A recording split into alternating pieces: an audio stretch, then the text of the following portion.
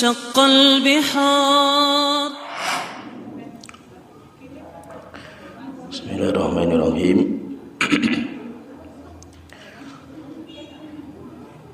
Innal hamdalillah nahmaduhu wa nasta'inuhu wa nastaghfiruh wa na'udzu billahi min shururi anfusina wa min sayyiati a'malina may yahdihillahu fala mudilla lahu wa may yudlil fala hadiya lahu wa asyhadu an la ilaha illallah wahdahu la syarika lahu wa asyhadu anna Muhammadan abduhu wa rasuluh amma ba'du.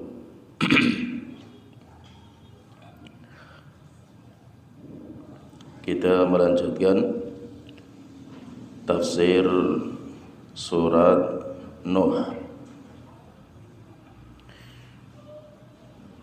dan kita masih menjelaskan tentang doa dari keluh kesah Nabi Nuh kepada Allah ketika menghadapi problematika di dalam berdakwah. Dan telah kita jelaskan bahwa Nabi Nuh berdakwah dengan kurun waktu yang sangat lama, dan orang yang beriman kepada beliau hanya sedikit. Maka beliau bersimpuh di hadapan Allah Ta'ala, menyampaikan keluh kesah beliau kepada Allah Ta'ala. Allah Ta'ala berfirman, kita baca kembali di surat Nuh ayat ke-5, keluh kesahnya Nabi Nuh. Allah Ta'ala berfirman, qala rabbi inni da'autu qaumi laylaw wa nahara. Berkata Nabi Nuh, wahai Tuhanku, sesungguhnya aku telah berdakwah kepada kaumku siang dan malam dan siang. Falam yazidhum du'ai illa firara. Tidaklah dakwahku kepada mereka kecuali semakin membuat mereka lari dari dakwahku. Wa inni kullama da'utuhum litaghfira lahum. Dan sesungguhnya aku setiap mendakwai mereka supaya engkau wahai Tuhanku mengampuni dosa mereka, ja'alu asabi'ahum fi adhanihim. Mereka menyumpel telinga mereka dengan jari mereka. Wastaghsaw thiyabahum. Dan mereka menutupi kepala mereka dengan baju mereka. Wa asarru. Dan mereka terus seperti itu. Wastakbaru istikbara. Dan mereka sombong, congkak, sehingga mereka tidak mau menerima dakwahku. Thumma inni da'utuhum jihara. Kemudian setelah itu saya mendakwai mereka secara terang-terangan, yaitu di hayala ramai. Thumma inni a'lantu lahum wa asrartu lahum israra. Kemudian saya umumkan dakwah saya, dan terkadang saya sembunyikan. Saya datangi orang empat mata dan saya nasihati mereka. Faqultu astaghfiru rabbakum innahu kana ghaffara.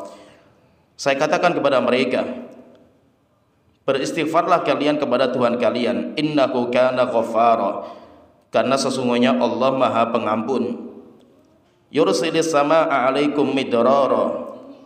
Kalau kalian bertaubat, kalau kalian minta pengampunan, niscaya Allah akan menurunkan dari atas langit air hujan yang melimpah. Yaitu kalau kalian itu istighfar kepada Allah, maka Allah nanti akan memberikan air hujan, yaitu Allah akan menurunkan barokah dari atas langit. Wa yumtitukum bi amwalin. Dan Allah akan mengaruniakan kepada kalian harta, wa banin, dan anak. Wa yaj'al lakum jannatin.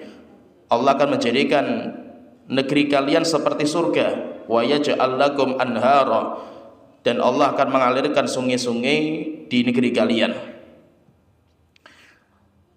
Telah kita sebutkan di sini, kalau kita fahami ini, Nabi Nuh mendakwahkan kepada masyarakat dengan pertama dinamakan dengan targhib. Yang pertama, Nabi Nuh itu masuk dakwahnya dengan cara targhib. Targhib itu dikasih motivasi. Jadi orang dikasih kebaikan. Kamu nanti istighfar, kalau kamu taubat, kalau kamu nanti masuk Islam, kamu nanti akan mendapatkan ini, kamu akan mendapatkan ini, akan mendapatkan ini. Itu namanya, kalau bahasa Arabnya itu dinamakan dengan targhib, motivasi, dikasih sugesti, semangat untuk menerima hidayah. Kemudian nanti setelah itu Nabi Nuh mengancam, kalau kalian tidak beriman, maka nanti kalian nanti akan seperti ini. Ancaman. Jadi dakwah itu metode yang pertama kali itu motivasi. Motivasi maksudnya dikasih pengikat, dikasih sesuatu yang membuat mereka itu tertarik, supaya mereka itu menerima hidayah. Kemudian yang kedua, kalau ini sudah selesai, namanya targhib. Setelah itu masuk di tingkatan berikutnya, dinamakan dengan tarhib. Tarhib. Kalau tarhib itu ancaman. Kalau kalian tidak taat kepada saya, Allah nanti akan mengazab kamu, Allah nanti akan menyiksa kamu. Itu namanya ancaman. Nah, itu Nabi dan Rasul itu ketika datang, sifatnya Nabi dan Rasul ketika mereka berdakwah itu rusulan mubasysyirin wa mungdzirin. Mereka mubasyir, pemberi kabar gembira bagi orang yang taat, wa mungdzirin, dan sebagai pemberi peringatan, memperingati kalau mereka tidak taat maka nanti mereka akan diazab. Jadi itu dinamakan dengan targhib dan tarhib, atau dinamakan dengan busyra wan nadharah. Mubasyirin wa mungdzirin. Mubasyirin itu kabar gembira, surga bagi orang yang taat, wa mungdzirin, peringatan neraka jahanam dan azab bagi orang yang membangkang. Sehingga Nabi Nuh itu pertama kali memotivasi orang-orang untuk beriman dengan pahala. Maka Nabi Nuh mengatakan, faqultu astaghfiru rabbakum innahu kana ghaffara. Saya katakan kepada mereka, kepada kaumku, bertobatlah kalian kepada Allah Ta'ala, istighfarlah kalian kepada Allah Ta'ala. Allah itu maha pengampun. Allah nanti akan mengampuni kalian, dan Allah nanti akan memberikan barokah di negeri kalian, di dunia.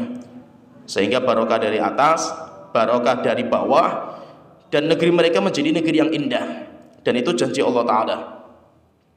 Oleh karena itu, kalau kita ingin menjadikan negeri kita itu negeri yang indah, negeri yang makmur, negeri yang barokah, maka masyarakatnya itu harus bertakwa.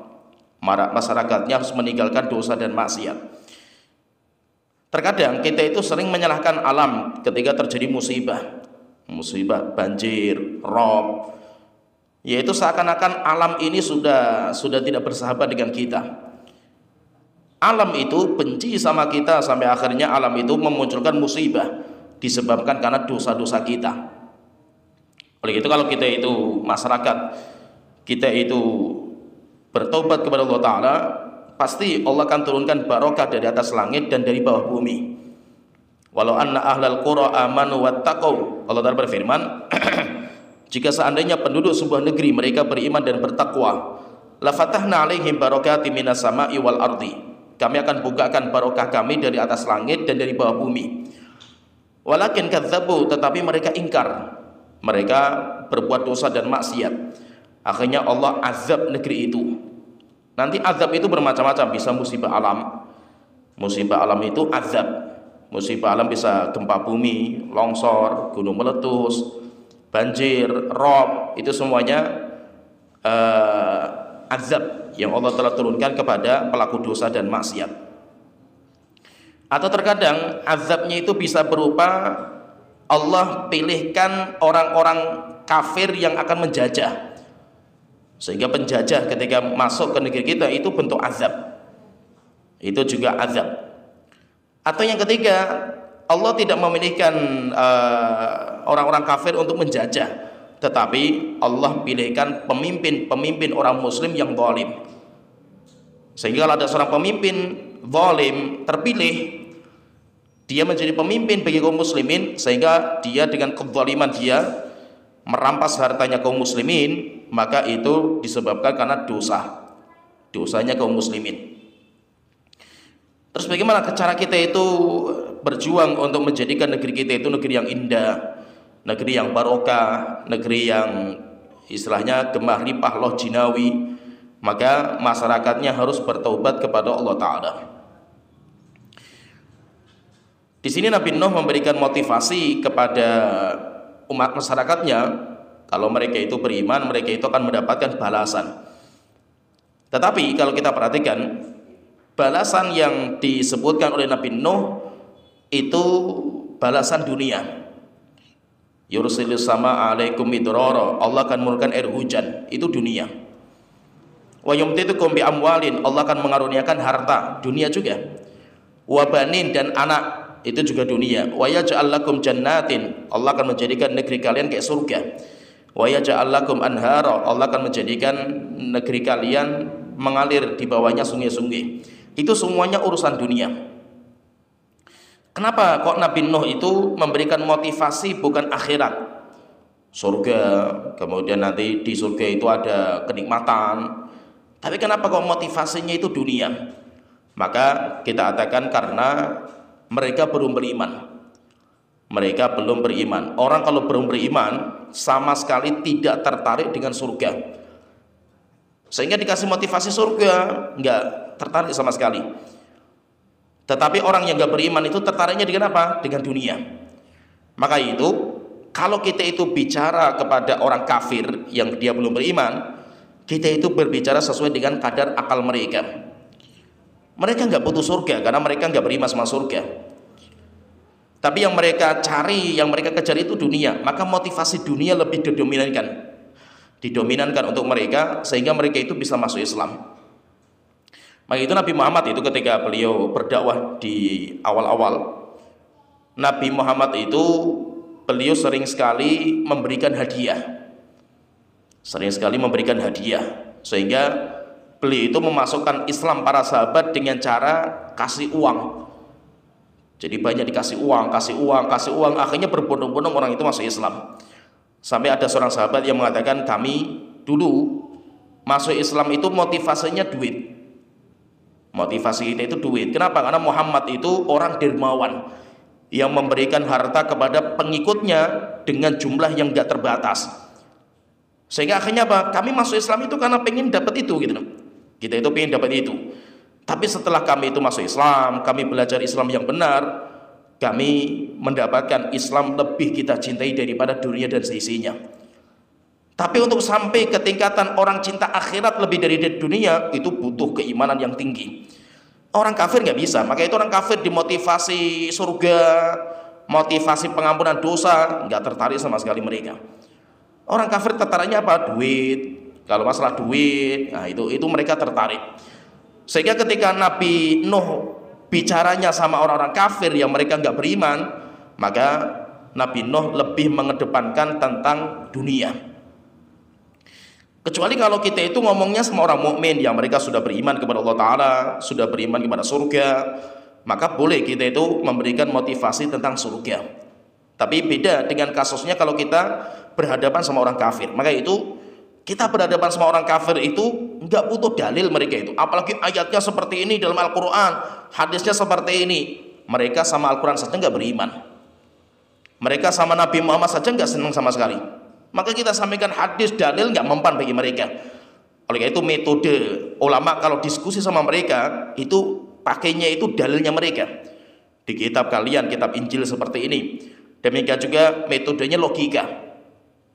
Begitu kalau kita lihat diskusinya pakar-pakar kristolog Islam itu seperti Ahmad Dedet, demikian juga Zakir Naik, itu semuanya diskusinya memakai dalilnya mereka, bukan pakai ayat Al-Quran, bukan pakai hadis. Kenapa? Ayat dan hadis diterima bagi orang mukmin, orang kafir nggak menerima. Nah itu ulama-ulama kita itu kalau diskusi dengan mereka pakainya logika. Pernah suatu ketika Imam Abu Hanifah ditantang debat sama orang-orang ateis, orang-orang yang mengingkari Tuhan. Akhirnya Imam Abu Hanifah dengan kecerdasan dia, karena Imam Abu Hanifah itu orang yang logikanya sangat cerdas sekali, ditetapkan tempat debatnya di sebuah tempat dan waktunya. Jadi waktunya jam sekian, hari ini, kemudian di tempat ini. Mereka orang-orang teh sudah pada datang. Imam Abu Hanifah, beliau itu sengaja untuk terlambat. Jadi dibuat terlambat lama sekali sampai mereka sudah pada menunggu lama sekali. Ulama Islam nggak datang-datang. Akhirnya beliau datang, ya sudah terlambat lama sekali. Setelah itu beliau datang, kemudian mereka marah-marah. Imam Abu Hanifah mengatakan, saya terlambat tadi karena saya itu berjalan di pantai dan saya itu melihat ada satu pohon besar. Pohon itu menebang dirinya sendiri, kemudian membuat dirinya sendiri menjadi kapal. Kemudian setelah itu jalan sendiri. Kemudian kapalnya itu ngangkat barang-barang sendiri. Kemudian berlayar sampai di tujuan, kapalnya itu menurunkan barang-barang sendiri.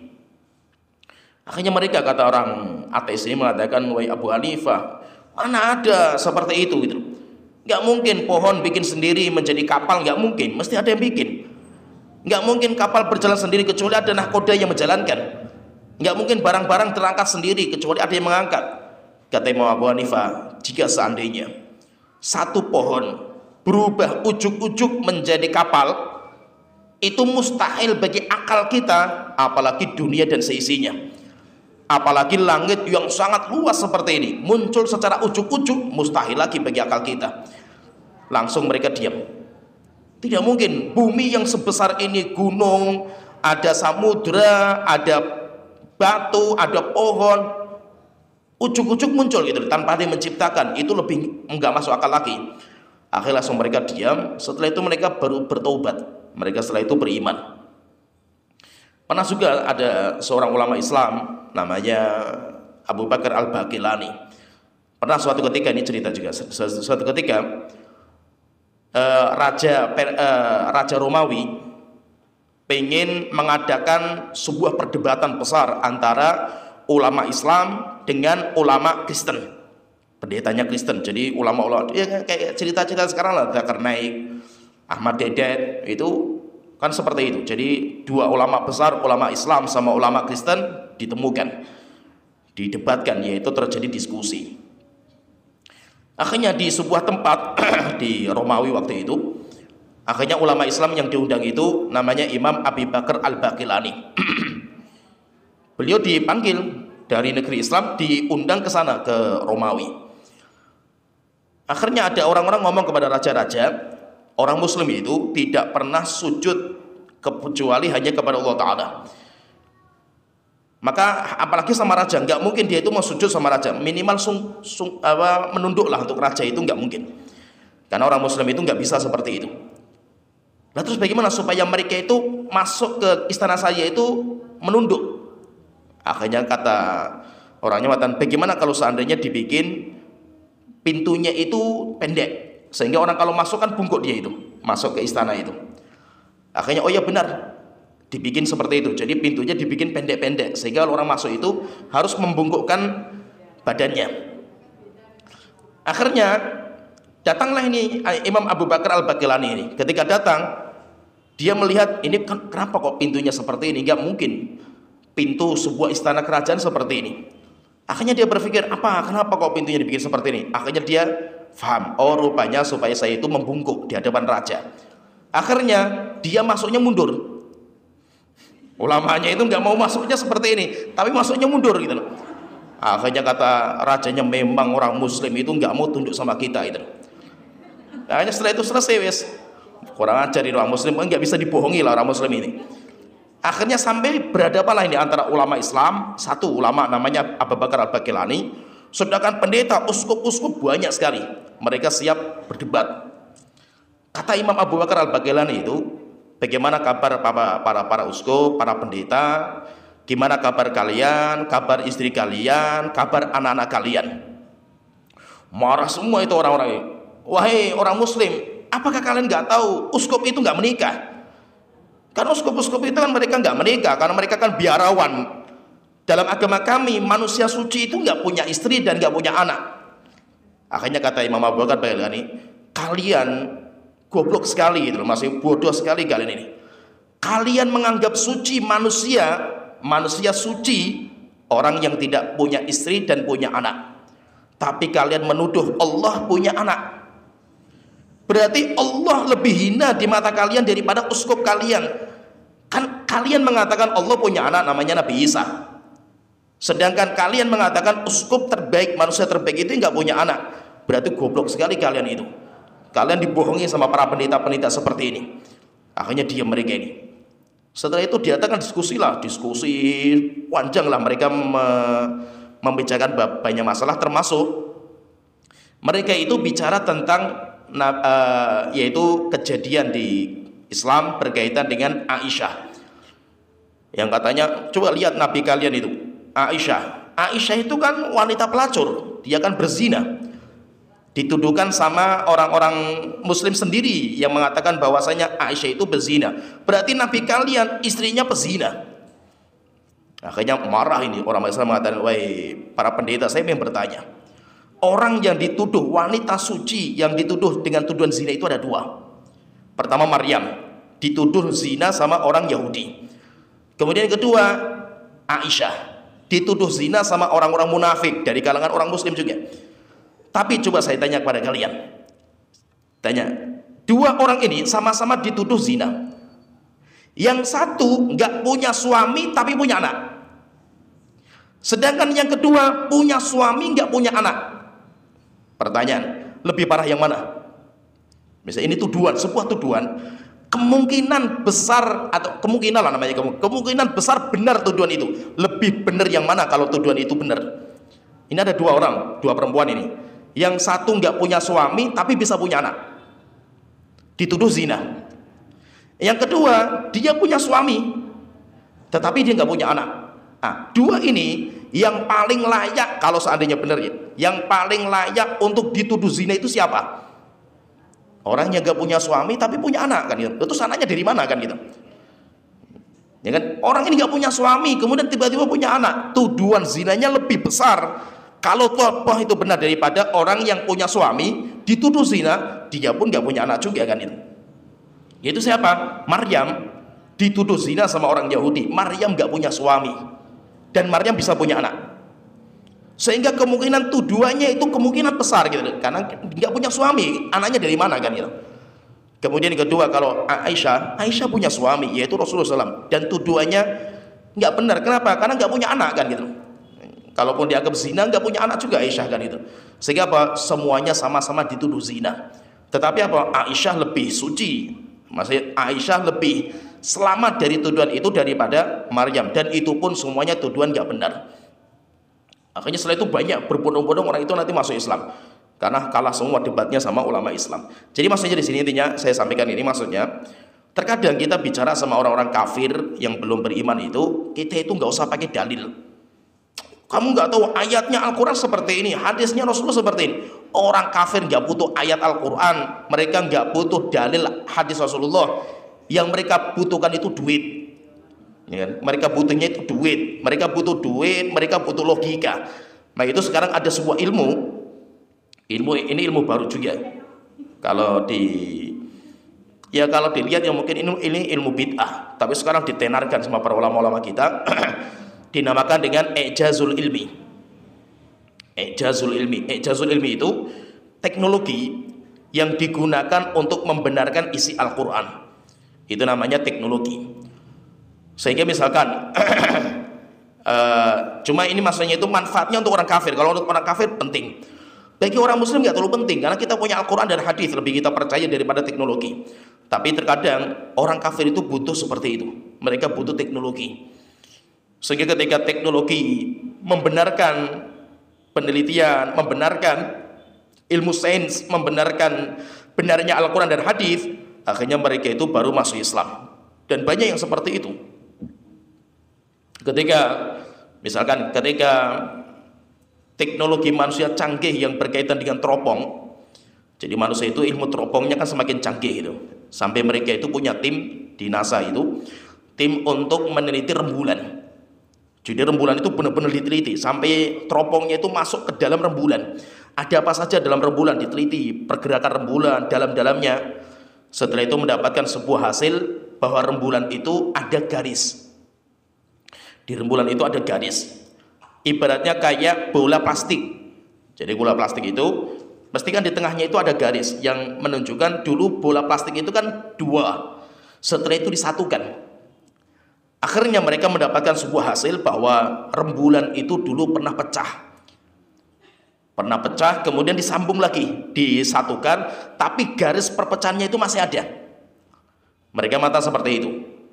Rupanya di Al-Quran kita sudah ada, iqtarabati sa'atu wan syaqqal qamar, hari kiamat sudah sangat dekat dan rembulan sudah pecah. Akhirnya mereka pada masuk Islam gara-gara itu.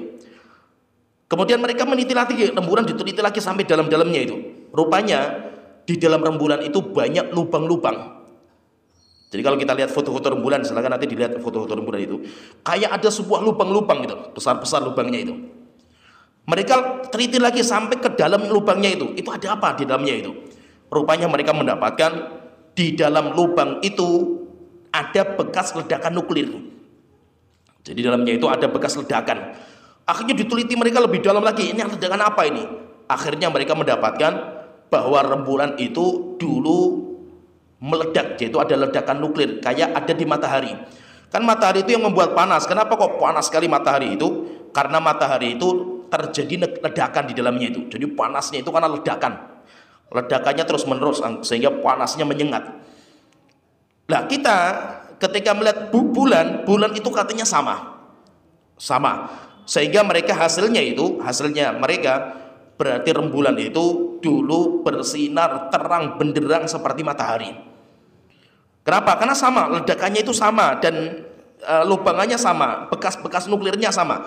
Cuma rembulan itu sekarang dipadamkan atau padam.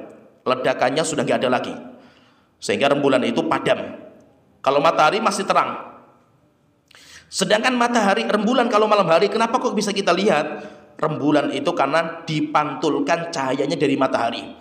Sehingga kalau matahari itu sinar matahari karena mengeluarkan cahaya langsung, sedangkan rembulan itu dinamakan cahaya. Kenapa cahaya? Karena tidak langsung, dia itu memantulkan. Seperti kita melihat sesuatu benda misalkan. Kenapa kok kita bisa melihat benda itu? Karena ada pantulan cahaya di benda itu. Bukan benda itu sumber cahaya, bukan. Seperti api misalkan, api nyala, api kan sumber cahaya. Api kan mengeluarkan cahaya sendiri. Tetapi kalau gelas yang terkena pantulan cahaya dari api, itu namanya cahaya, pantulan. Jadi rembulan kita lihat di malam hari itu kan ada pantulannya, pantulan dari matahari. Tapi rembulan padam. Tetapi dulu rembulan itu bersinar terang benderang seperti sinar matahari. Teknologi ini, ilmu sains seperti ini, rupanya di Al-Quran sudah ada. Allah Ta'ala berfirman, wa ja'alnal laila wan nahara ayatain. Kami jadikan siang dan malam sebagai tanda keagungan Allah Ta'ala.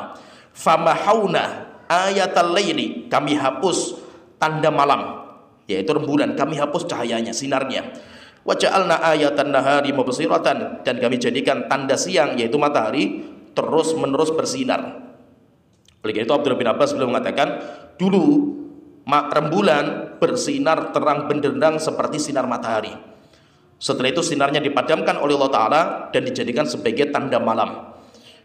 Rupanya teknologi sekarang membenarkan isi Al-Quran. Akhirnya banyak orang itu masuk Islam setelah itu. Jadi orang kafir itu butuhnya itu. Mereka itu butuhnya dunia.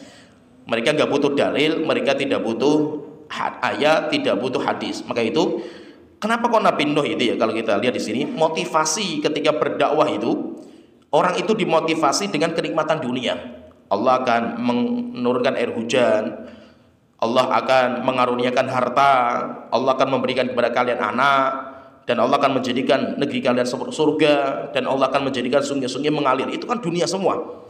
Maka kita katakan karena Nabi Nuh berhadapan dengan orang-orang yang tidak beriman. Kecuali kalau kita itu berhadapan sama orang beriman, jangan motivasinya seperti ini. Sholatlah kalian, nanti kalian kalau sholat nanti kalian mendapatkan kesehatan. Enggak boleh kita seperti itu. Puasalah kalian karena dengan puasa kalian akan sehat. Enggak, ini motivasi dunia. Dan kalau kita puasa niatnya untuk itu, batal puasa kita. Sehingga kalau kita bicara sama orang mukmin, kita anjurkan mereka untuk puasa. Kenapa? Karena ada surga. Kita anjurkan mereka untuk sholat karena surga, bukan karena kesehatan, bukan karena uang. Sodakoh misalnya, ayo kalian sodakoh. Kalau kalian sodakoh 1 juta, kalian akan dibalas sama Allah misalkan 10 kali lipat, misalkan 10 juta. Atau 700 kali lipat, 700 juta. Bukan itu kita itu beribadah. Ya, maka itu kan banyak orang yang ikut ustadz-ustadz sodakoh itu. Ya, ustadz-ustadz sodakoh yang sekarang banyak kasus itu. Ya kan, akhirnya kan pada stres gitu mereka itu. Kenapa? Karena iming-imingnya kan dunia. Kalian nggak usah takut. Sertifikat rumah serahkan, wakafkan kepada kita. Pasti nanti Allah akan mengganti sertifikat rumah yang lebih besar kan. Akhirnya bawa sertifikat kasih kepada ustadz itu, sertifikatnya nggak diganti-ganti gitu loh. Akhirnya pusing. Sodakoh, kalau kalian sodakoh dengan duit langsung diganti sama Allah duitnya gitu. Akhirnya semuanya niatnya dunia semua, dan itu nggak boleh.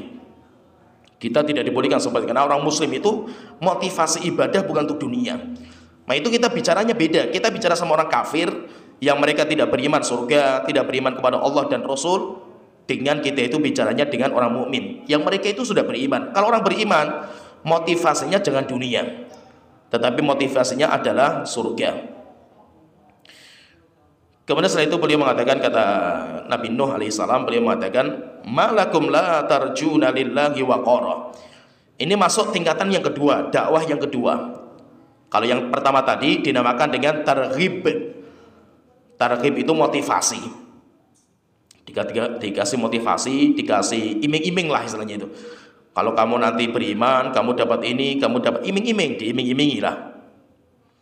Kalau diiming-imingi nggak mempan, maka masuk tahapan berikutnya, yaitu apa? Diancam. Kamu kalau nggak beriman, itu jadi diancam. Kamu nanti akan seperti ini, kamu akan seperti ini, ancaman.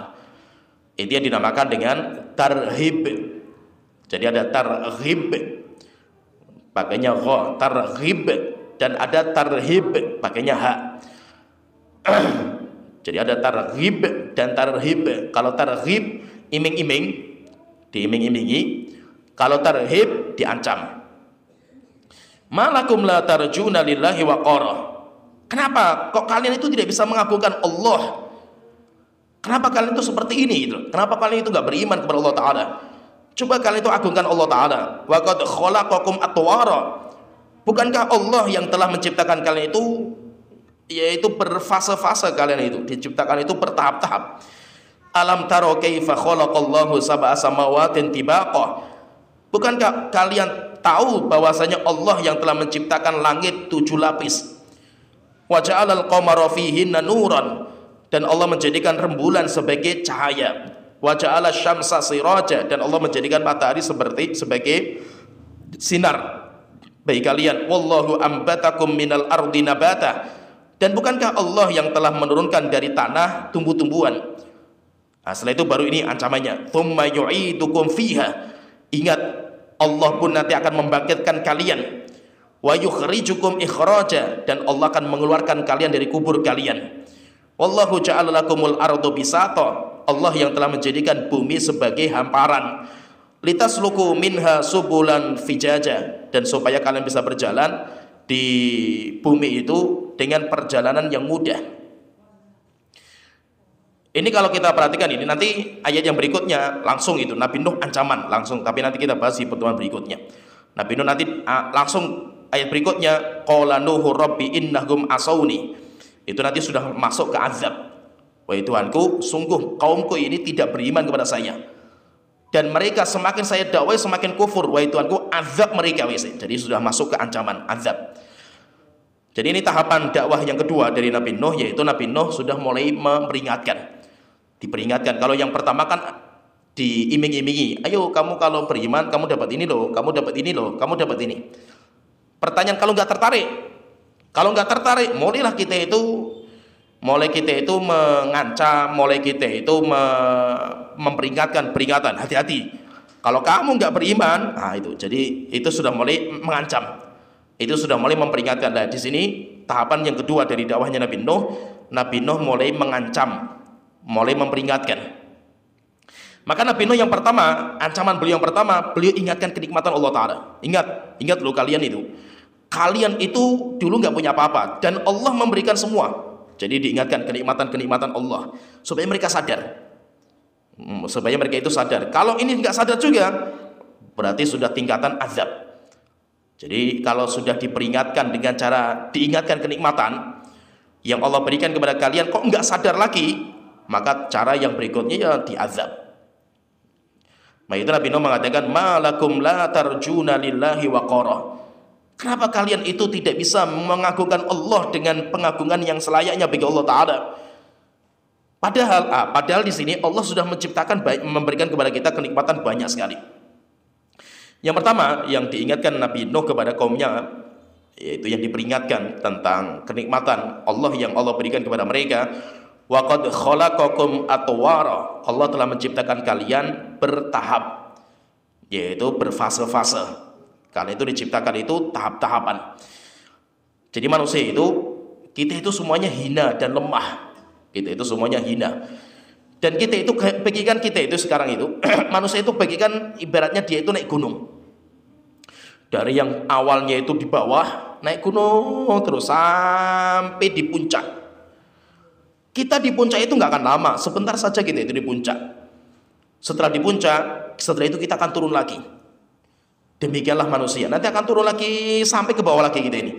Demikian juga manusia. Manusia itu perjalanannya seperti itu.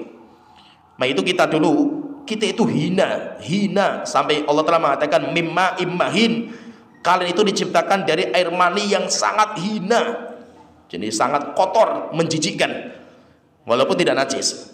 Air mani itu tidak najis. Sepakat para ulama air mani itu tidak najis.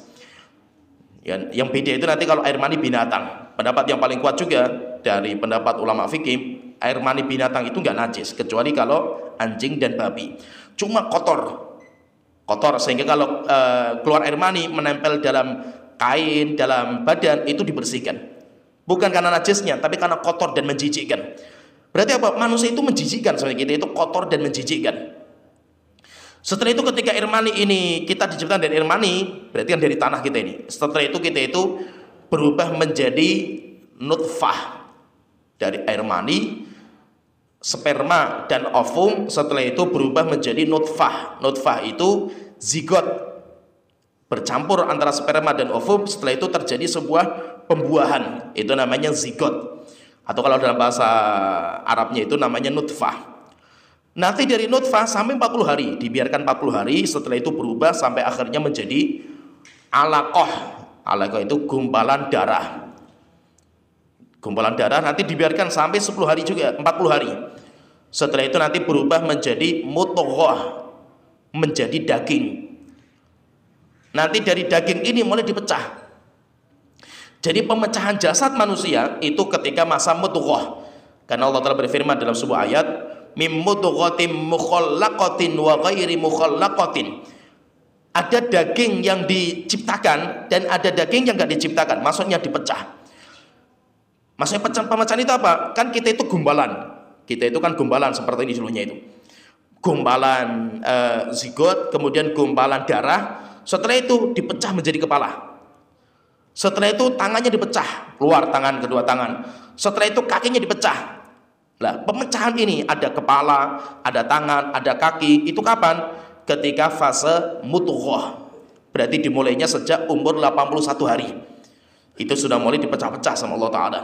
Sempurnanya kapan? Pemecahan semua badan kita ini sempurna ketika umur 91 hari. 91 hari. Sampai akhirnya dibiarkan sampai umur 40 hari ini masa itu. Masa gumpalan daging itu sampai 40 hari.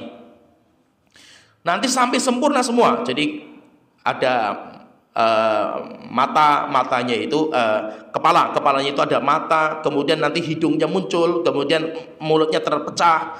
Setelah itu nanti tangannya nanti setelah itu keluar lagi jari-jari, kemudian kaki keluar pecah juga. Setelah itu nanti pecah lagi tangannya sampai jari-jarinya itu nanti lengkap semuanya umur 2 jadi 90 120. Nah, 120 itu pas selesai. Sudah sempurna, 120 itu sempurna, itu sudah menjadi manusia. Nanti umur 121 hari baru ditiup ruh.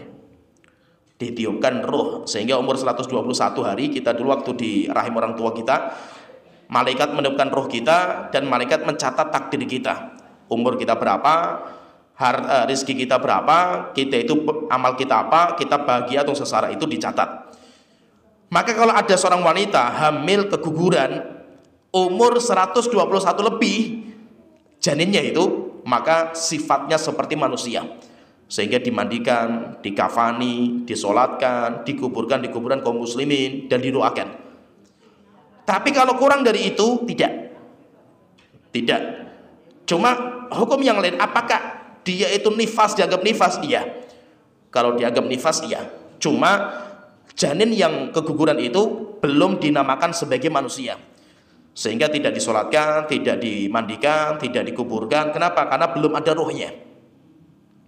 Nanti ketika sudah ditiupkan ruhnya, berarti sudah manusia ini, kita sudah sempurna. Tinggal nanti penyempurnaan, mata disempurnakan, tangan disempurnakan, kemudian mulut disempurnakan, sampai akhirnya ketika sudah sempurna dan sudah siap untuk keluar, akhirnya nanti manusia itu dikeluarkan, lahir, dan Allah yang membimbing semua, sehingga kita lahir keluarnya bagaimana kok bisa kepalanya dulu, ya kan? Siapa yang ngajari kita kalau keluar dari rahim itu kepalanya dulu yang keluar? Itu nggak ada yang ngajari. Orang tuanya pun nggak pernah dikte anaknya, nak nanti kalau kamu keluar kepalanya dulu ya, gitu loh, jangan kakinya lah. Nggak pernah orang tuanya ngomong seperti itu. Tapi pertanyaan, kenapa kok anaknya itu paham gitu loh? Ya kan, padahal kan masa-masa ketika dia masih di rahim itu kan kepalanya kan nggak di bawah.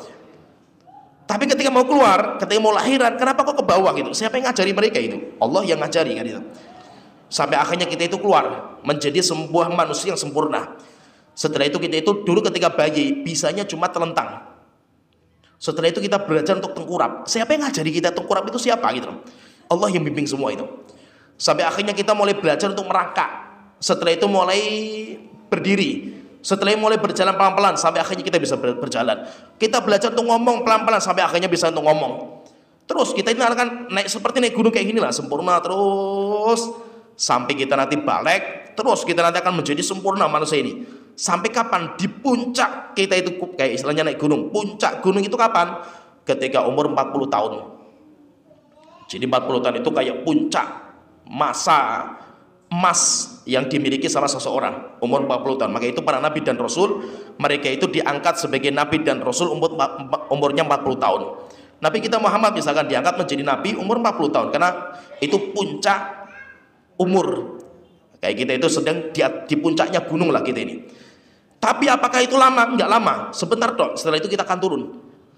Umur 50 tahun mulai lemah, kemudian umur 60 tahun sudah kayak bayi. Setelah itu nanti kalau kita sudah 70 tahun sudah mulai bergetar tubuh kita. Makan sudah tidak bisa, ngunyah sudah nggak bisa.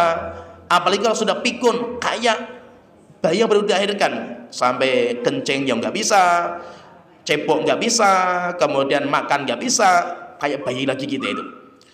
Maka itu manusia seperti itu. Maka itu apa yang perlu disombongkan terhadap diri kita? Kita nggak punya apa-apa. Maka itu Allah Ta'ala berfirman, wa qad khalaqakum atwara. Allah menciptakan kalian itu bertahap. Sehingga nggak usah sombong kita itu. Kenapa? Karena kita itu lemah di hadapan Allah Ta'ala.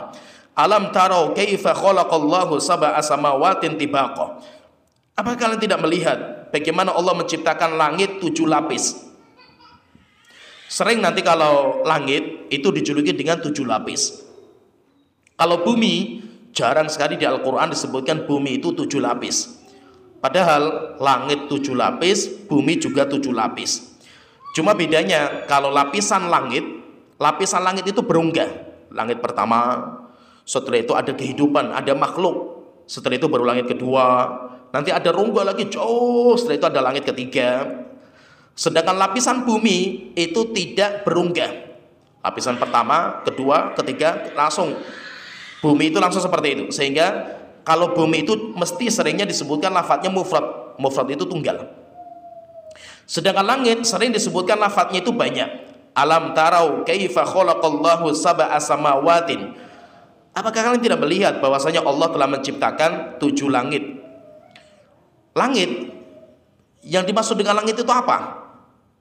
Langit itu apa? Misalkan kalau saya katakan misalkan ya, saya melihat matahari di atas langit.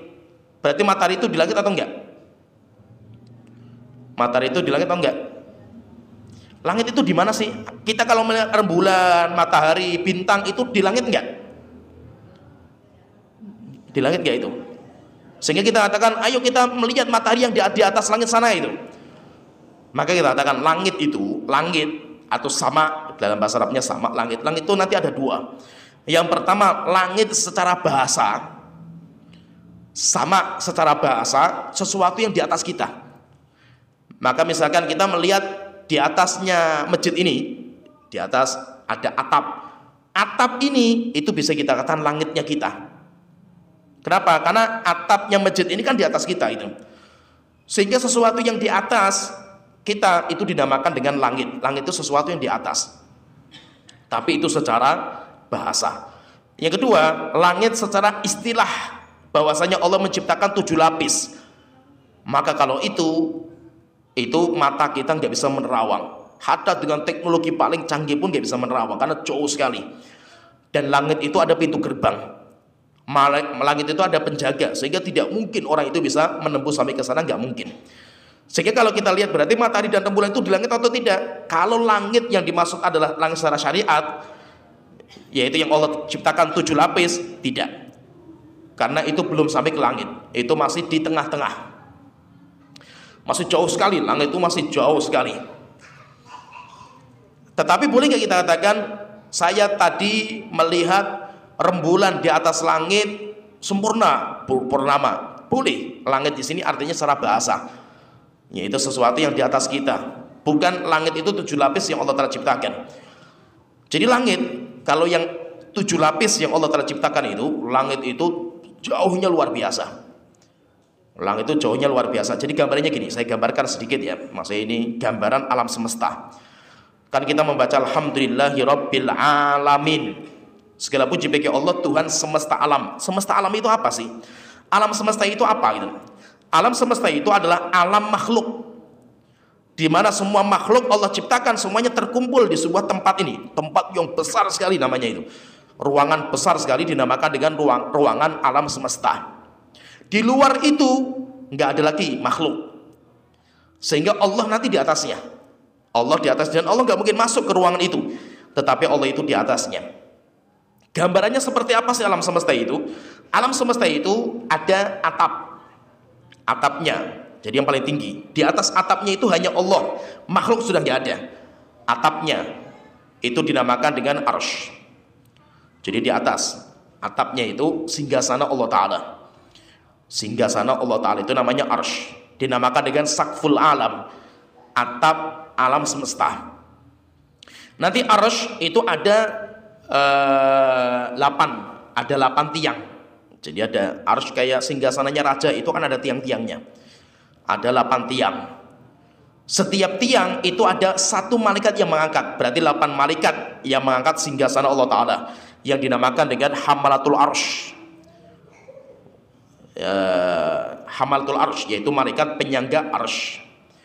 Dan malaikat ini, kata Rasulullah mengatakan, besarnya malaikat hamalatul arsy dari telinga sampai ke pundak syahmatul udhun. Syahmatul udhun itu telinga yang biasanya ditindik. Nah, telinga yang biasanya ditindik dari syahmatul udhun ila atikihi, sampai pundaknya malaikat. Kalau burung terbang gak pernah berhenti, butuh waktu 800 tahun. Jadi misalkan ada pesawat jet terbang terus gak pernah berhenti selama 800 tahun, itu baru sampai antara telinga malaikat sampai pundaknya malaikat. Berarti kalau kita lihat bumi itu kecil sekali, kayak kelereng, mungkin lebih kecil daripada kelereng bumi itu. Bagi Allah Ta'ala kecil sekali bumi ini. Itu namanya malaikat hamalatul arsy. Dan malaikat hamalatul arsy ini besarnya luar biasa malaikat ini. Kemudian nanti di depan di depan singgasana ini, di depannya itu ada kursi. Kursi itu bukan singgasana, bukan tempat duduk. Kursi itu tempat injakan kaki Allah Ta'ala. Di mana Allah telah mengatakan dalam ayat kursi, wasi'a kursiyyuhu samawati wal ardo. Kursi Allah sebesar langit-langit dan bumi. Kursi. Nanti di bawah ini ada samudra, ada lautan. Samudra air, jadi air lautan itu, jadi singgasana Allah itu di atas lautan. Antara atas air, jadi kalau permukaan air sampai ke bawah, kalau batu dijatuhkan, misalkan kita menjatuhkan kelapa dijatuhkan. Kelapa itu kan turun ke bawah ini. Maka jarak antara permukaan air sampai dasaran air itu, kalau batu dijatuhkan butuh waktu 700 tahun. Jadi batu jatuh sampai nanti di permukaan air itu butuh waktu 700 tahun. Sebagian riwayat mengatakan 600 tahun. Setelah itu nanti di bawahnya baru surga. Di bawahnya samudra itu surga. Surga ada 100 derajat. Satu derajat dengan derajat yang kedua seperti batas antara langit dan bumi. Langit yang Allah telah ciptakan, langit dan bumi. Dan ada 100 derajat. Nanti derajat yang paling tinggi namanya surga Firdaus. Surga Firdaus banyak sekali rumah di dalamnya itu. Rumah yang paling tinggi namanya Wasilah. Wasilah itu rumahnya Rasulullah, rumahnya Nabi Muhammad. Sehingga kalau kita selesai azan itu kan kita berdoa, Allahumma rabba hadhi dawati tamma wa salatul qa'imah ati Muhammadil wasilah atau wal fadilah. Al wasilah itu rumah yang ada di surga yang paling tinggi. Nanti surga ada 100 derajat. Nanti di bawah surga baru langit. Langit ke-7, langit ke-6 sampai langit pertama. Langit pun nanti kan ada banyak sekali macam-macam. Langit ke-7 pun macam-macam, ada Sidratul Muntaha, ada ini macam-macam lah itu. Nanti di bawahnya langit pertama itu baru tata surya. Tata surya yang katanya tata surya itu ada galaksi. Kalau kita itu kan, kita ini namanya galaksi Bima Sakti. Galaksi Bima Sakti itu di mana matahari sebagai sumber cahaya. Sumbernya. Nanti matahari itu dikelilingi sama planet-planet. Nah, termasuk bumi. Nah, kata para ulama itu, kata ilmuwan, di angkasa sana, di luar angkasa ada ribuan galaksi. Sumber-sumber cahaya. Antara cahaya ini sama ini, matahari ini dengan matahari sana, itu kalau cahayanya itu berjalan, misalkan cahaya matahari ini bersinar sampai ke sana, itu butuh waktu 4 tahun sampainya cahaya. Jadi cahaya itu kan paling cepat. Misalkan kalau ada halilintar, jeder. Pertanyaan, yang sampai kepada kita pertama kali cahayanya atau suaranya? Cahaya. Jadi ketika kilatnya, kan kita kaget kilatnya itu. Setelah itu baru suaranya datangkan. Kenapa? Karena kecepatan cahaya itu luar biasa cepatnya itu.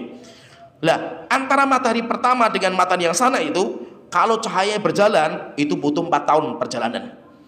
Sehingga dan sana ada ribuan galaksi, itu ada ribuan, banyak sekali galaksi itu. Setelah itu nanti di bawah tata surya ini baru bumi. Baru bumi kita ini. Nanti bumi pun nanti di bawah itu, di bawahnya itu nanti ada neraka jahanam. Neraka nanti ada 7 lapis ke bawah. Berarti menunjukkan apa? Allah itu menciptakan alam semesta besarnya luar biasa. Nah itu langit yang Allah Ta'ala ciptakan itu luar biasa. Maka Allah Ta'ala ingatkan, alam tarau kaifa khalaqallahu sab'a samawatin tibaqa.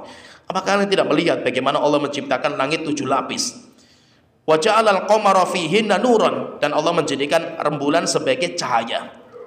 Wa ja'ala syamsa sirajan, dan Allah menjadikan matahari sebagai sinar lampu. Jadi ibaratnya kayak lampu lentera, matahari itu lampunya, apinya.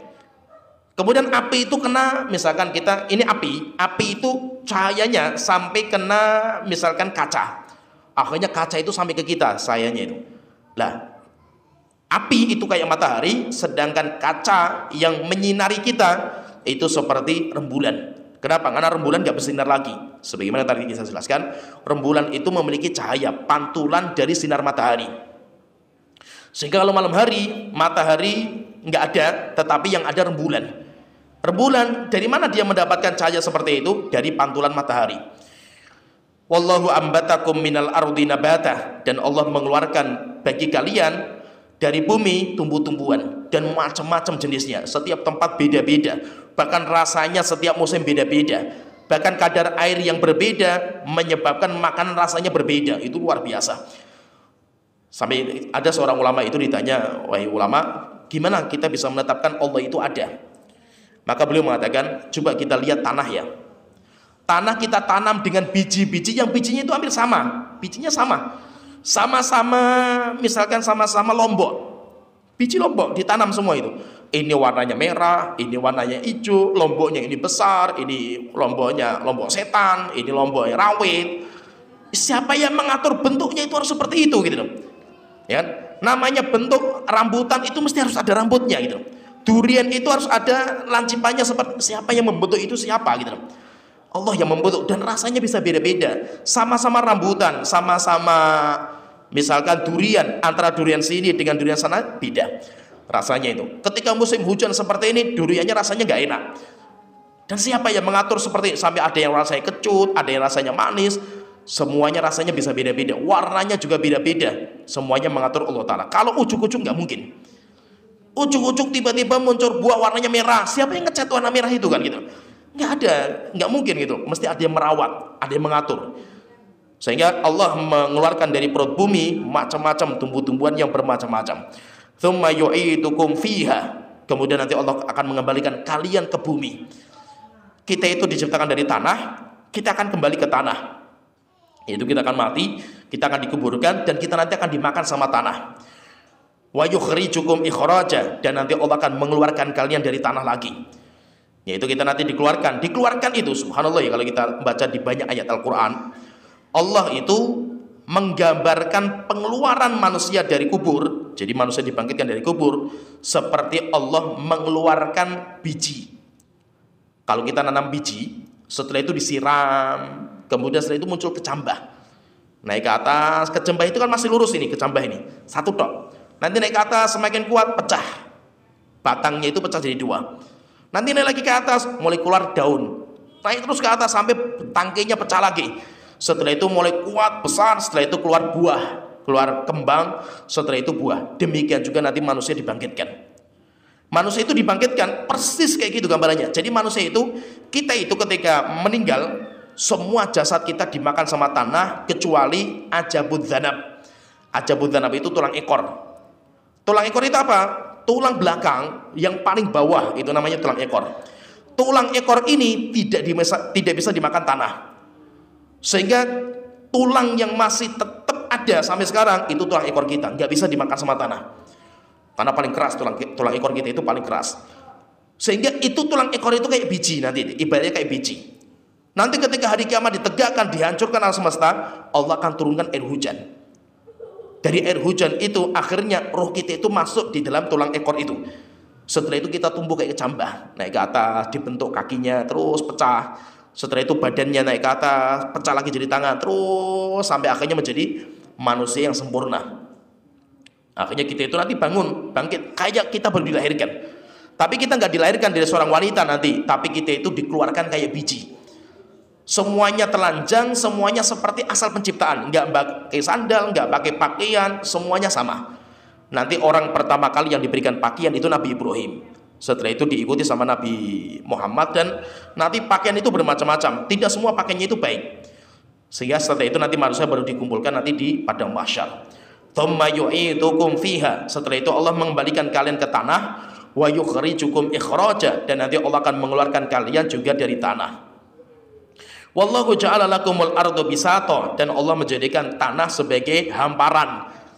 Sehingga setelah itu kan kita alhamdulillah bisa berjalan di tanah, dan kita itu bisa hidup di tanah. Karena kita itu dihamparkan dengan tanah ini. Tanah itu kayak hamparan, kayak karpet digelar sama Allah Ta'ala.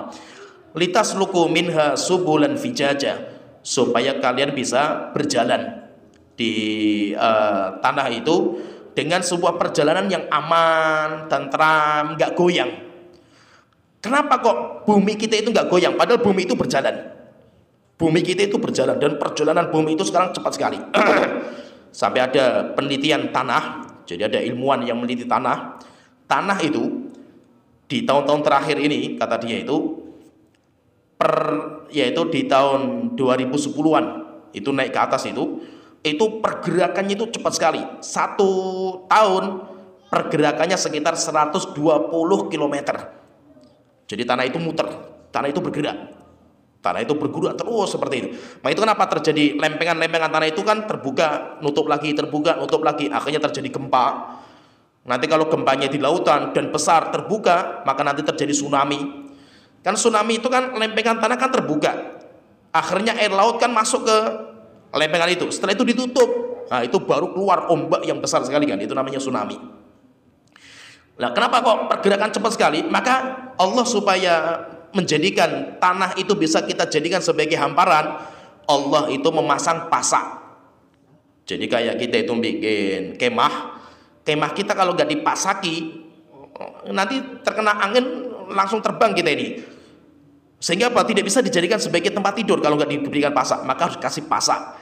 Terus pasaknya bumi itu apa? Gunung. Gunung itu Allah jadikan sebagai pasak. Dengan gunung-gunung itu akhirnya bumi itu nggak bergerak, nggak banyak bergerak. Nah itu jarang, namanya gempa bumi itu jarang di gunung, karena itu di pasaknya. Seringnya itu di bawah, di lautan seringnya itu. Kalau terjadinya di daratan bahaya lagi. Nah itu intinya Allah menjadikan bumi sebagai hamparan. Dan setelah itu Allah menciptakan jalan. Jadi jalan itu yang menciptakan Allah Ta'ala. Coba kalau kita itu bikin jalan sendiri, biayanya berapa gitu loh. Bikin jalan tol itu biayanya berapa? Coba kalau kita berpikir ya, kok jalan Pantura itu kok muter-muter seperti itu, nggak gendah kan gitu. Kenapa kok nggak lurus dulu? Siapa yang bikin jalan itu kok nggak lurus gitu loh? Karena bukan manusia yang bikin. Yang bikin Allah Ta'ala. Dan jalan itu subhanallah ya, Allah menciptakan jalan itu nanti ada 3. Jalan itu ada 3. Ada jalan darat, sehingga tidak semua tanah bisa dilalui. Apalagi dibikin sebagai jalan itu nggak bisa. Nah itu kenapa kereta ya, misalkan kereta kan dibikin sama orang ya. Kenapa kok bentuknya kereta itu nggak lempeng kayak jalan tol, tapi belok ke sana, belok ke sini, belok ke sana? Karena dulu ilmuwan itu mengikuti konstruksi tanahnya. Tanah ini cocok atau tidak? Tanah ini cocok atau tidak? Sehingga apa? Sudah ada jalannya. Jalan yang cocok dilalui itu yang mana itu sudah ada. Namanya jalan darat. Sehingga ada namanya transportasi darat. Kemudian yang kedua, ada jalan di lautan. Rupanya air laut yang besar seperti itu ada jalan-jalan yang bisa dilewati. Siapa yang keluar dari navigasi itu hancur itu. Kapal-kapal itu hancur. Sehingga pasti kapal itu kalau mau lewat, menyeberang, mesti jalannya itu terus. Nggak mungkin keluar dari rute gitu. Karena kalau keluar sedikit, hancur. Demikian juga sehingga nanti ada transportasi laut, kapal-kapal dan yang lainnya. Kemudian ketiga, ada jalan di udara. Rupanya di udara yang besarnya seperti itu, nggak semuanya bisa dilewati oleh pesawat. Pesawat itu ada rutenya. Coba kalau kita lihat rute-rute pesawat itu ya, dari Jakarta, mesti ke sana itu rutenya, misalkan ke Semarang, ke Padang, mesti lewatnya situ. Nggak mungkin bisa keluar dari situ, keluar bahaya.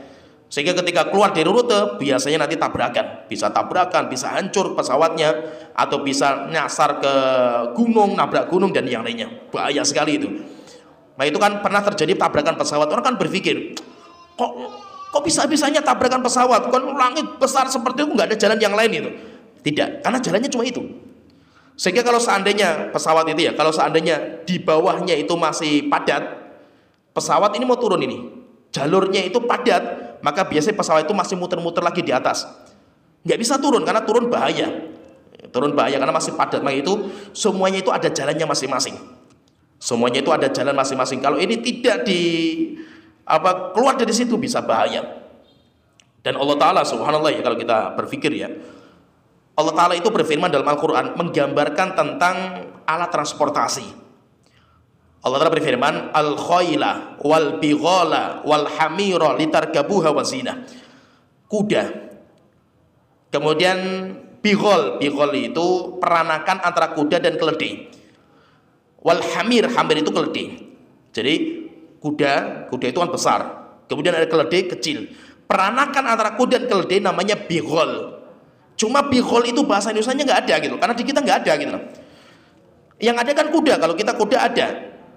Keledai saja kan kita nggak ada. Yang ada kan cuma di kebun binatang kan gitu. Karena itu bukan binatang kita. Keledai itu bukan binatang kita. Apalagi peranakan antara kuda dan keledai itu nggak ada. Sehingga peranakan antara kuda dan keledai yuk kita namakan dengan bighal. Bahasa Indonesianya apa? Nggak ada bahasa Indonesianya itu. Maka itu fahami ya, ketika menafsirkan tentang buruk, binatang yang ditunggangi sama Rasulullah ketika Isra dan Mi'raj, Rasulullah kan mengatakan dalam hadis tentang buruk itu, Rasulullah mengatakan fauqal himar wa dunal baghl. Buruk itu besarnya lebih besar daripada keledai, di bawahnya bighal. Cuma karena bighal itu bahasa kita nggak ada, akhirnya diterjemahkan dengan kuda. Di atasnya keledai, di bawahnya kuda. Benar nggak seperti itu? Keliru, karena di bawahnya kuda, di atas keledai itu namanya apa? Bighal. Lah ini di bawahnya bighal gitu loh. Cuma sayangnya itu bighal itu nggak ada di bahasa kita gitu loh. Bahasa kita itu nggak ada, sehingga ya kita nggak bisa. Ini namanya apa gitu? Nggak ada gitu. Seperti misalkan ya, kita itu kalau zebra itu dinamakan apa? Zebra itu masuk spesies kuda atau keledai atau bighal. Kalau kita kan mengatakan kuda zebra. Di Arab itu enggak. Zebra itu masuknya spesies keledai. Sehingga keledai itu nanti ada dua, ada keledai jinak yang kecil-kecil itu, kemudian ada keledai liar, keledai hutan. Keledai hutan itu apa? Zebra. Sehingga itu bahasanya beda, maka di kita itu nggak ada lah. Buruk itu di atasnya keledai, di bawahnya bigol itu nggak ada di kita. Jadi Allah Ta'ala mengatakan al-khayla, ada kuda, ada bigol, ada keledai, litargabuha wazina. Silahkan kalian tunggangi sebagai alat transportasi kalian dan sebagai perhiasan kalian. Kali itu Allah Ta'ala mengatakan wa yakhluqu ma la ta'lamun. Allah nanti akan menciptakan alat transportasi yang kalian nggak pernah tahu. Setelah itu apa? Ada pesawat, ada kendaraan, mobil, motor, sepeda, ada juga kapal, semacam-macam. Nanti setelah ini mungkin 10 tahun yang akan datang, 20 tahun yang akan datang, akan muncul alat transportasi yang baru lagi. Kalau kita kan sekarang naik motor, mobil di darat, kita mau terbang kan nggak bisa sendirian kan itu. Mungkin nanti ada alat di mana setiap orang bisa terbang tanpa harus naik pesawat. Dan itu kan sudah mulai dirancang oleh banyak manusia itu. Bahkan di beberapa negara maju, seperti saya pernah baca informasi itu di negara Timur Tengah, mereka bikin alat transportasi namanya kapsul. Itu lebih canggih lagi itu, kecepatannya luar biasa. Jadi misalkan kapsul itu apa? Saya misalkan rapat di sini, di kantor ini. Setelah itu setengah jam lagi saya harus di kota sana. Nggak bisa dengan transportasi udara, nggak bisa, dari nggak bisa. Akhirnya pakai kapsul. Kapsul itu dia masuk di sebuah ruangan kecil kayak kapsul gitu loh. Badannya saja yang masuk, langsung kayak terkirim, kayak ditransfer cepat sekali lah. Itu dalam 5 menit. Dan itu nanti akan tercipta banyak alat transportasi yang kita nggak pernah tahu. Sekarang kan sudah mulai diteliti kan tentang alat transportasi sendiri. Saya bisa terbang, motor bisa terbang, mobil kecil bisa terbang sendiri. Sekarang sudah mulai dibikin. Sekarang mulai ada mobil listrik, sudah mulai banyak. Sehingga nanti mobil-mobil kuno ini sudah nggak laku lagi gitu, sudah hilang. Seperti itulah nanti perkembangan cepat sekali. Kita nggak pernah tahu. Mungkin ada pesawat canggih lagi, nanti ada mobil canggih lagi, ada motor canggih lagi. Bahkan orang bisa terbang dengan sendirinya. Mungkin bisa. Motor terbang nggak harus naik, nggak harus melewati jalan yang ramai. Mungkin. Dan yang lainnya alat-alat transportasi yang kita nggak pernah tahu. Apalagi dengan perkembangan teknologi yang cepat ini. Orang banyak pekerjaan-pekerjaan yang hilang. Kita nggak pernah tahu juga kan itu. Coba zaman dulu ya, termasuk pekerjaan yang bonafit lah kalau zaman dulu itu saya lihat itu, yaitu pengantar pos, yang biasanya bawa motor warnanya apa itu ungu, terus pakai baju keren kan gitu, kemudian ngantar pos, wah stop lah itu. Kemana mereka sekarang itu? Hilang semua mereka kan itu. Kemudian ada namanya wartel kan itu. Kita dulu kalau mau nelpon, ngantri wartel kan itu. Bisnis luar biasa wartel itu. Wartel hilang semua, sudah nggak ada kan gitu. Sekarang angkot masih ada lah itu. Tapi sekarang mobil-mobil angkot sekarang sudah masuk musim semua kan gitu. Dan yang lainnya nanti akan banyak perubahan cepat sekali. Zaman dulu kalau kita mau beli itu kita harus butuh kasir. Sekarang masih bisa seperti itu. Kasir masih dibutuhkan. Mungkin perkembangan zaman kasir sudah nggak ada. Dan ini sudah mulai dikembangkan di beberapa maju itu. Mall-mall itu sekarang sudah nggak ada pegawainya nggak ada mallnya itu, sehingga orang masuk mall itu bawa kartu dari mall itu yang disiapkan itu kayak kita itu bayar di ATM itu, kartu nanti ngambil barang tinggal dimencet, ambil barang tinggal dicolokkan, ambil barang colokkan, setelah itu masukkan barang pulang, tidak ada kasirnya sama sekali, langsung uangnya dipotong dari ATM kita itu. Sehingga nanti uang rupiah, apa kita bawa duit kertas, apalagi uang logam itu sudah nggak main lagi itu. Di beberapa kota maju sekarang, Jepang, Cina, di negaranya itu uang kertas sudah nggak ada. Orangnya pakainya apa? Pakainya semuanya pakai elektronik semua. Bahkan pengemis saja itu kalau di Cina, Jepang itu, pengemisnya itu bawanya bukan kotak amal di sana itu, bawanya barcode. Jadi orang mau nyumbang tinggal pasang barcode saja itu. Orang bayar kemana saja pakainya barcode, sudah nggak pakai duit nggak ada. Sehingga duit kertas nggak ada, logam sudah nggak ada, nanti akan hilang semua itu. Cepat sekali perubahan, maka itu ya kita itu dalam teknologi manusia itu akan berubah cepat sekali gitu. Dan itu semuanya siapa ya yang mengatur seperti itu? Semuanya Allah Ta'ala. Wa yakhluqu ma la ta'lamun. Allah akan menciptakan segala sesuatu yang kalian nggak pernah tahu. Ya sampai sini, nanti kita lanjut lagi tentang doa Nabi Nuh yang lebih ngeri lagi nanti di pertemuan berikutnya. Ya, sampai di sini wa akhiru dawana alhamdulillahirabbil alamin sallallahu alaihi Muhammad wa ala alihi washabbihi ajmain. Donasi dakwah multimedia Nida Salam. Berikan donasi terbaik Anda untuk dakwah dan pendidikan Islam.